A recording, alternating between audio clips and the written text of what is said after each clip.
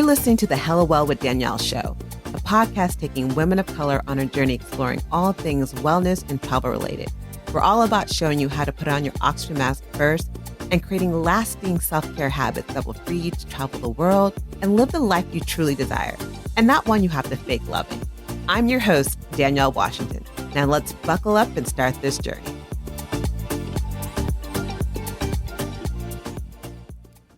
Welcome to another episode of the Hello Well with Danielle podcast, your weekly mental vacation from the daily grind for busy women who just need a moment to pause, breathe, and woosah. I'm your host, Danielle Washington, and this week's podcast is going to be a journey. The end point is helping you connect with your personal oasis, your personal sanctuary. But before we get there, there's a couple of twists and turns that I feel like we need to discuss. But as usual, before we fully get diving deep into this conversation, I always like for us to do a little bit of breath work, a little bit of meditation. So I invite you, if you can, take a moment to turn off any noise distractions, get in a comfortable position. You can close your eyes. And I'm going to invite you to pucker your lips as if you were about to slurp up something like some soup.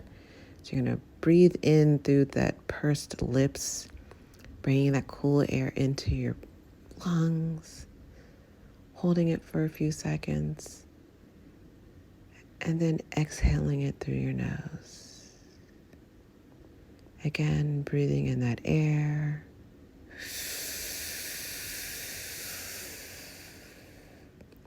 Pause. And then exhaling slowly through your nose. And one more time, taking the deepest breath you've taken in all day. Pause. And then slowly exhale all the air out. And this breathing exercise is something you can do anytime, any place. I love it because it helps me feel kind of grounded. It helps me feel like when things are getting out of order or I feel like I'm getting triggered, it's a breath that helps me calm down. It helps me soothe my nervous system and kind of get back to, oh, okay, life's okay. I'm good. We're good. We're not spinning out of control. And so I just wanted to share this with you. It's similar to Sitali breath, which we've done before, which is the taco tongue. It's just another way to do it. And this one doesn't look so kind of like, oh my God, why is she sticking her tongue out? So I just wanted to share this with you, especially during the season of a lot. It's like 'tis a season of a lot for me.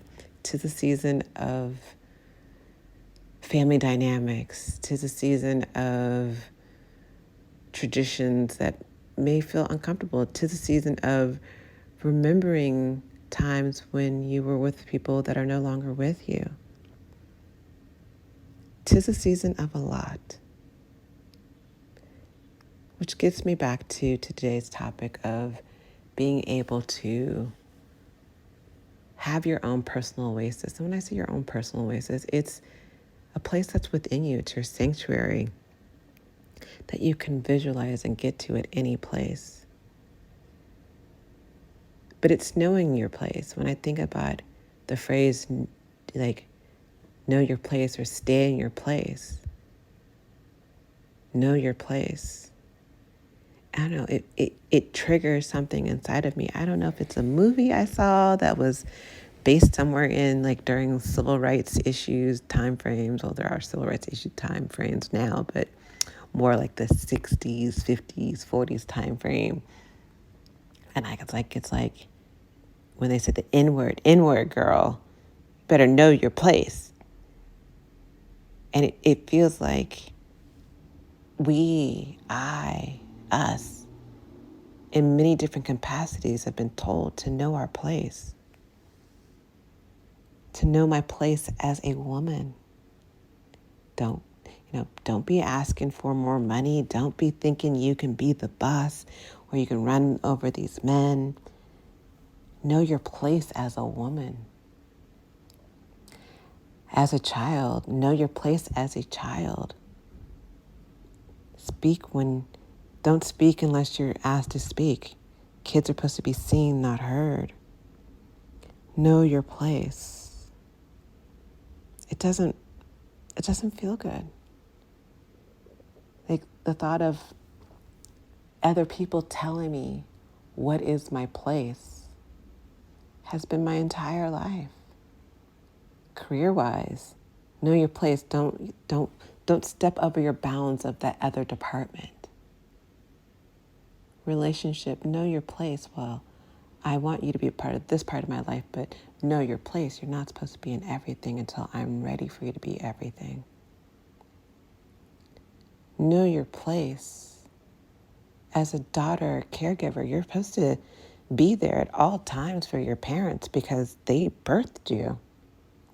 And even though they say some really evil-ish, you're supposed to unconditionally love and be there because that is your role. Know your place. Know your place. I'm at a point where in my life where I'm like, no longer is someone else defining my place. It is my choice. It is my gift to myself. Decide that I'm going to design my own place. And that's where our personal oasis or our personal sanctuary is our own place. Your personal sanctuary is your natural state of being. It's that place it's your point of zero. It's your place of peace. It's your place of balance that we often don't get to experience because we're allowing other people to say what our natural state of being is. I have been doing work recently where every morning I connect with my own space, my own sanctuary. Every morning, the first thing I do, often before I'm getting out of bed, I am visualizing my sanctuary. I'm visualizing it and I'm filling in all the details, saying, oh, just have a personal sanctuary and this is the end of the podcast. No, it's more to it because it's not just about like, oh, my personal sanctuary is being in the Maldives. And okay, that's great. It's more about the feel of it. And that helps by filling in the 5 senses and filling in the details of your sanctuary. So when you think about your personal sanctuary, maybe it is a place you've been before, or maybe it's not. Maybe it's a fictitious space.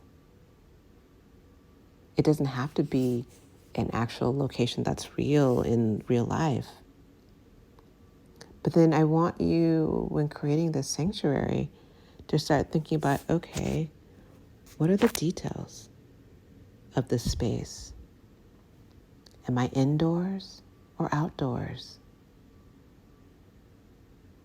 What's the temperature? Is it hot? Is it cold? Am I alone? Are there people around me? What are the smells around you? Is it the aroma of fresh baked cookies, or is it the aroma of the sea or the mountains? What is the smells around you? What do you see? What visually is around you?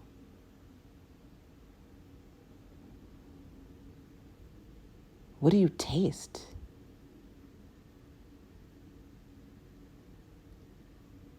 And more importantly, like, what's the temperature on your skin?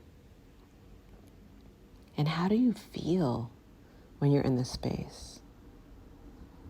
really tapping into what it feels like to be in your sanctuary is the key to your personal sanctuary, and having it be a place where you can go when life feels triggering, if life feels hard, or you just need a pause.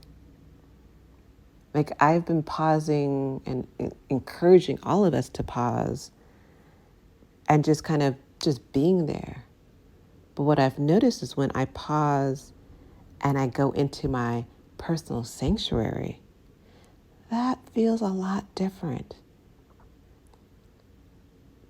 It feels comfortable. It feels cozy.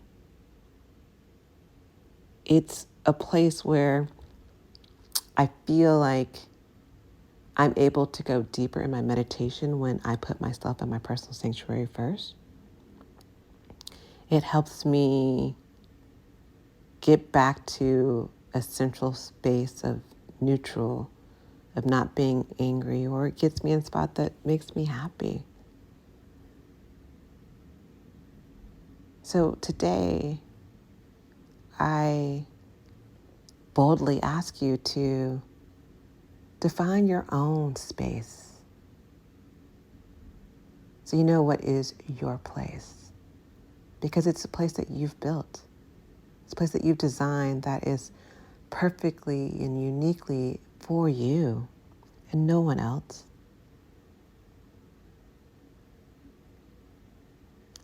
And that's my gift for you today, is to create your own space.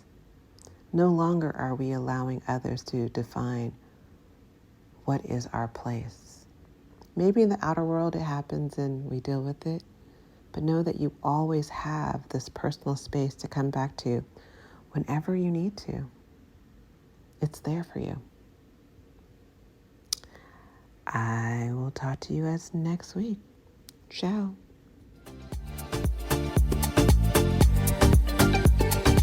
Thanks for joining us this week on the Hello Well with Danielle show. Make sure to visit our website, hellowellwithdanielle.com, where you can subscribe to our show on iTunes, Spotify, and Amazon Music and never miss an episode. Also, you can follow us on social media at Hello Well with Danielle on Facebook and Instagram, and Hello Well Danny on Twitter. And if you like hella love the show and got some good nuggets out of it, know that I'm not too proud to ask for you to please leave a rating or review on iTunes so that we can continue to expand our reach and help other women of color. Again, thanks so much for listening, and I hope to see you next week. Ciao.